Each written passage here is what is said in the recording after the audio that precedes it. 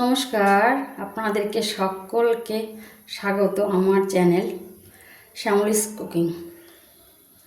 আজকে আমি রান্না করে দেখাবো সব রকম মিক্সড ডাল এবং ডালের সঙ্গে একটু লাউ দিয়ে ব্যবহার করব, মানে লাউ ডাল।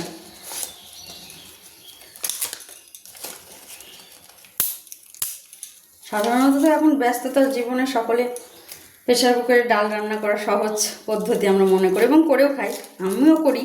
কিন্তু ভাবলাম আজকে রবিবার ছুটির দিন কড়াই করে করি, একটু টাইম লাগবে যদিও। তেলটা গরম হয়ে গেছে, আমি এবার দেবো ফোড়নের জন্য শুকনো লঙ্কা, একটা তেজপাতা। যেহেতু মিক্সড ডাল করছি তাই আমি এখানে ফোড়নের জন্য নিয়ে নিয়েছি একটু জিরে এবং পাঁচফোড়ন, দুটোই মিশিয়ে দেবো।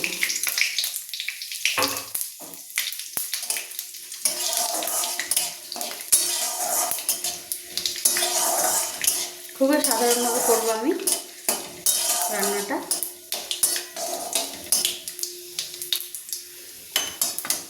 তেলের মধ্যেই আমি জলটা একবারে দিয়ে দেবো।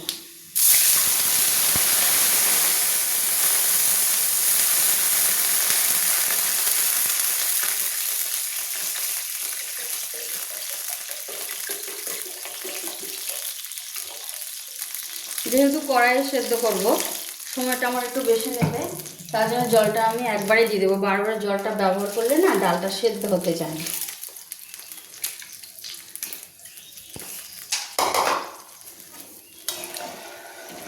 লবণ, হলুদ, বাদবাকি যে সমস্ত মশলা আমি ব্যবহার করব একটু পরে দেবো। ডালটাকে দেবো ঢাকা, সেদ্ধ হতে থাক ধীরে ধীরে আঁচে। ডালটা অনেকটা সেদ্ধ হয়ে এসেছে, এবার দিয়ে দেবো কয়েকটা কাঁচা লঙ্কা, চেরা কাঁচা লঙ্কা। সঙ্গে দিয়ে দেবো একটা টমেটো কেটে। আপনারা চাইলে নাও ব্যবহার করতে পারেন, কারণ টমেটোটা আমরা খেতে সবাই পছন্দ করি, তার জন্যই দিচ্ছি। আর লাউটা আমি একটু পরে যোগ করব, আর একটু ডালটা সেদ্ধ হবে। এবার আমি কেটে রাখা লাউটা যোগ করে দেবো। কিছুক্ষণ সেদ্ধ হলে ডালটাও যেটুকু সেদ্ধ হতে বাকি আছে আর লাউটাও সেদ্ধ হয়ে যাবে। এর সঙ্গে আমি দিয়ে দেবো সময় একটু স্বাদ মতো লবণ। আপনাদের স্বাদ মতো লবণ ব্যবহার করবেন। হলুদ গুঁড়ো, আর নামানোর আগে আমি যখন ডালটা হয়ে যাবে একটু আদা ক্র্যাশ করে দেবো আর একটু ভাজা জিরে গুঁড়ো অ্যাড করব, তাতে ডালের সেন্টটা ভালো হয়, খেতেও ভালো লাগে। ডালটা আমার হয়ে এসেছে প্রায়, এবার আমি দেবো একটু আদা ক্র্যাশ করে দেবো সেন্টের জন্য, এবং খেতেও ভালো লাগে। আমার তো ভালো লাগে, আপনাদের যদি ভালো লাগে ব্যবহার করবেন, নাহলে করবেন না।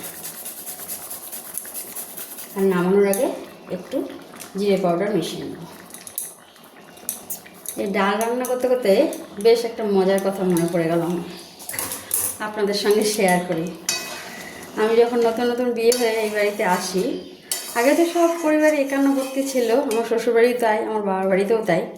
এখন সকলে নিজে নিজে কর্মসূত্রেই বলুন আর পেটের টানেই বলুন আলাদা আলাদা শহরে থাকে, অন্য রাজ্যে কেউ কেউ শিফট হয়ে গেছে, কিন্তু কোনো কোনো অকেশনে সবাই একসঙ্গেই আবার হই আমরা।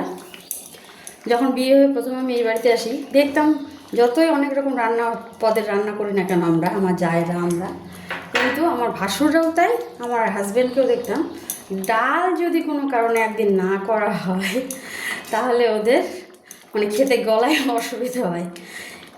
প্রথম নতুন নতুন অবস্থায় তো আমাকে কিছু বলতে পারতো না, পরে এখন যেহেতু পুরনো হয়ে গেছি, একসঙ্গে থাকতে থাকতে একে অপরকে জানছি, চিনছি, ভালো লাগা না লাগা, এখন বলে যে শুকনো শুকনো কোনো রান্না হলে আমার বাড়িতে আমার বর একটু আবদার করে যে ডাল একটু করতে। আপনাদের বাড়িতে এই ডাল নিয়ে কী ধরনের গল্প আছে আমার সঙ্গে অবশ্যই শেয়ার করবেন। আমি ডালটাকে সার্ভ করে আপনাদের দেখাচ্ছি। আপনাদের সাথে গল্প করতে করতে আমার ডালটাও রান্না হয়ে গেছে।